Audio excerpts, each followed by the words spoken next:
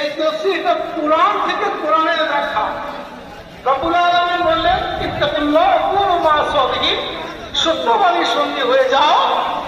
আবার তিনি সত্যবাদী ডেফিনেশনটাও দিয়ে দিলেন, কারা সত্যবাদী? এই দুনিয়ার বুকে বহু মানুষ দাবি করবে আমি সত্যবাদী, আমি সাদিকুন, আমার সঙ্গী হয়ে যাও। রব্বুল আলামিন বললেন না, তুমি তাদের সঙ্গে হয়ে না, তুমি কোরআনের সঙ্গে থাকো। আর ওই মানুষকে তুমি বেছে নাও যে কোরআনের চরিত্রের সঙ্গে, কোরআন যে ডেফিনেশন দিয়েছে সেই ডেফিনেশনের সঙ্গে ওই সত্যবাদী চরিত্রটা মিলেছে কিনা, তবেই তার সঙ্গে হয়ে যাও। বলি সুবহান। আমার রাসূল বললেন,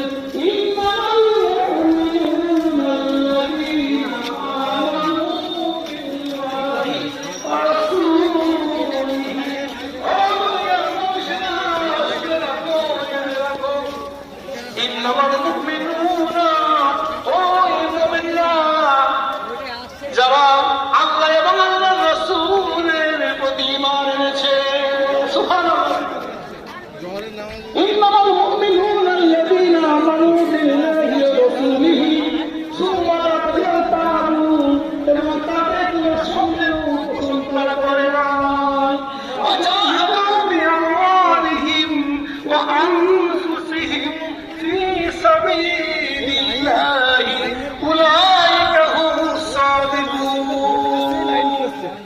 ওয়াজাহাদু, তারা জিহাদ করলো, তারা চেষ্টা করলো ইসলামকে আগিয়ে নিয়ে যাওয়ার জন্য, তারা প্রচেষ্টা করলো। এই জিহাদ তার অর্থ শুধু তরবারি নিয়ে যুদ্ধের ময়দানে দৌড়ানো নয়। বর্তমান জিহাদের সংগ্রাম, জিহাদের পরিচয় হলো ইসলামিক শিক্ষা, শরিয়াতিক বিধান, ইসলামকে সার্বিক বিকাশ এবং ডেভেলপমেন্টের জন্য তোমার মনস্থির করা, এবং সেই পন্থাইতে, কোরআন এবং হাদিসের পন্থাইতে ইসলামকে আগিয়ে নিয়ে যাও। বলি সুবহানাল্লাহ। ওয়াজাহাদু বিআমওয়ালিহিম ওয়া আনফুসিহিম ফী সাবিলিল্লাহ।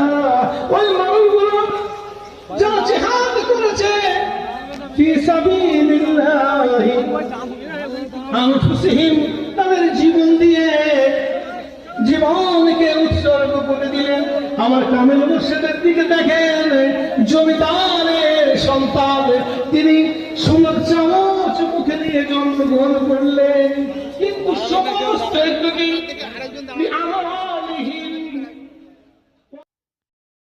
হাক্কানি আঞ্জুমানকে গঠন করলেন, হাক্কানি আঞ্জুমানকে আগিয়ে নিয়ে গেলেন।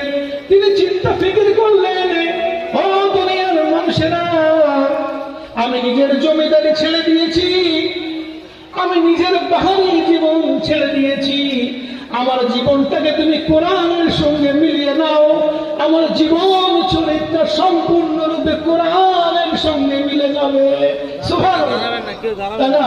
দেখো, ওয়াজাহাদু বিআমওয়ালিহিম ওয়া আনফুসিহিম, তার ধন সম্পদ দিলেন, তারা জমিদারি ত্যাগ করে দিলেন, তাই না? তার আমওয়ালিহিম, তার সম্পদ দিয়ে দিলেন সব, ও আনফুসিহিম, তার নাফস, অন্তর, জীবনকে দিয়ে দিলেন। 14টা বছর দেখুন ছুরির ঝঙ্কুরে নিজের জীবনটা শেষ করে দিলেন। দিয়ে কি করলেন? হাক্কানি আঞ্জুমান গঠন করলেন, শুধু এই মুসলিম উম্মার খায়রাতের জন্য। বলি সুবহানাল্লাহ। তাহলে আল কোরআন প্রমাণ দিলেন, যে ব্যক্তিরা নিজের নফস, অন্তর এবং সম্পদ দিয়ে যারা জিহাদ করে, তারাই প্রকৃত হচ্ছে আল্লাহর ওলি। বলি সুবহানাল্লাহ। এই রেসপেক্টে আল কোরআনের হুজরাতের 15 নম্বর আয়াতের দলিলের রেসপেক্টে আমার কামেল মুর্শিদ নিশ্চয়ই একজন আল্লাহর ওলি ছাড়া আর কিছু নয়। বলি সুবহানাল্লাহ। দেখি আল হাদিস কি বলে, আবু দাউদ শরীফের হাদিস, হাদিস বর্ণনাকারী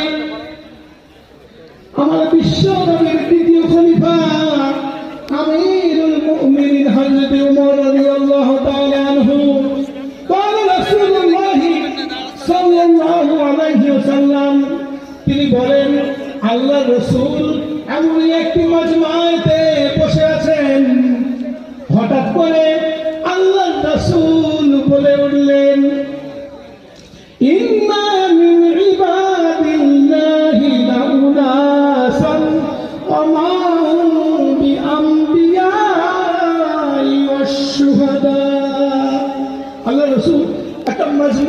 আছেন, বহু সংখ্যক সাহাবী আল্লাহ রসুলের সঙ্গে আছেন। এটা কে বলছেন? আল্লাহ রসুলের দ্বিতীয় খলিফা, সাধারণ কোনো মানুষ নয়, আল্লাহ রসুলের দ্বিতীয় খলিফা আমিরুল মুমিনিন হযরত ওমর রাদিয়াল্লাহু তাআলা আনহু বলেন সুবহানাল্লাহ। তিনি বলেন আল্লাহ রসুল একটা মজমাতে আছেন, হঠাৎ করে আল্লাহ রসুল বললেন ইন্না মিন ইবাদিল্লাহি লা উনাসান ওয়া মা হুম বিআম্বিয়াই ওয়াশ-শুহাদা। তারা শহীদ নয় এবং তারা নবী নয়। নিশ্চয়ই মানুষের মধ্যে এক শ্রেণীর এমন মানুষ আছে, ভালো করে বুঝবেন, নিশ্চয়ই মানুষের মধ্যে এক শ্রেণীর মানুষ এমন আছে যারা নবীও নন, শহীদও নন। কে বললেন? আল্লাহ রাসূল। ওমা হুম বিআম্বিয়াই ওয়াশ-শুহাদা। তারা শহীদ নন, তারা নবীও নন। ইয়াগবিতুহুমুল আম্বিয়াই ওয়াশ-শুহাদা ইয়াউমাল কিয়ামাতি বিমাকানিহিম মিনাল্লাহি তাআলা। আমার বিশ্বনবী বলেন তারা নবীও নন, রাসূলও নন, কিন্তু হাসরের ময়দানে কিয়ামতের দিনে সেই মানুষদের ইনাম দেখে বিমাকানিহিম মিনাল্লাহি তাআলা আল্লাহর নবী এবং আল্লাহ রাসূল এমনি করে তাকিয়ে থাকবেন। এই মানুষগুলো এত জাঁকজমক নিষ্পন্ন হলো কেন? কি এমন স্পেশালি আমল এদের ছিল? আল্লাহ রাসূল এবং শহীদরা ওই মানুষদের দিকে তাকিয়ে থাকবেন আর ভাববেন এত বড় পুরস্কার তারা কেমন করে পেল, কি এমন তারা আমল করেছে দুনিয়ার মুখে। ইয়াগবিতুহুমুল আম্বিয়া ওয়াশ-শুহাদা ইয়াউমাল কিয়ামাতি বিমাকানিহিম মিনাল্লাহি তাআলা। রব্বুল আলামিন তাদের এত বড় দরজা দেবেন হাসরের ময়দানে, নবী শহীদগণ তাদের দিকে তাকিয়ে থাকবে। সুবহানাল্লাহ। সাহাবারা জিজ্ঞাসা করলেন তুখবিরুনা ইয়া রাসূলুল্লাহ মান হুমুর রিজাল। আল্লাহর রাসূল, আপনি যে মানুষগুলোর পরিচয় দিলেন এই মানুষগুলোর ব্যাপারে আমাদের কিছু জানান। তাদের চরিত্র কেমন, তাদের আমলটা কেমন, তারা কেমন আমল করে এত বড় ইনামের অধিকারী হয়েছে। সাহাবারা এই কথা শুনে আশ্চর্য হয়ে গেলেন যে আল্লাহ রাসূলের কাছে প্রশ্ন করলেন, ইয়া রাসূলুল্লাহ তুখবিরুনা, আমাদেরকে বলুন মান হুমুর রিজাল, এই এত বড় দরজাপ্রাপ্ত মানুষগুলো কারা? অথচ এরা নবীও নন, তো শহীদও নন। নবী হলে আমরা জানতাম যে নবীদের এত বড় মর্যাদা দেওয়াটাই স্বাভাবিক, শহীদ হলে মানে এটা আমাদের জানা দরকার যে শহীদের দরজা এত বড় হওয়া স্বাভাবিক। তারা নবীও নন, রাসূলও নন। সাহাবারা বললেন ইয়া রাসূলুল্লাহ মান হুমুর রিজাল, এই মানুষগুলো কারা?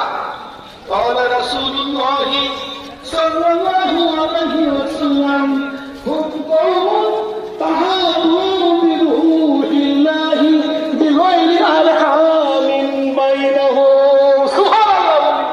আল্লাহ রাসূল বলেন এই মানুষগুলো ওই মানুষ যারা মানুষকে ভালোবেসেছে কিন্তু তাদের মধ্যে কোনো আত্মীয়তা সম্পর্ক নাই। বিনা আত্মীয়তার সম্পর্কে, বিনা আত্মীয়ের সম্পর্কে, না তার ভাই, না তার বোন, না তার স্বামী, না তার পরিবার পরিজন, না আত্মীয় স্বজন, এই রক্তের সম্পর্ক নাই, এই আত্মীয়তার সম্পর্ক নাই। বিনা সম্পর্কে আল্লাহ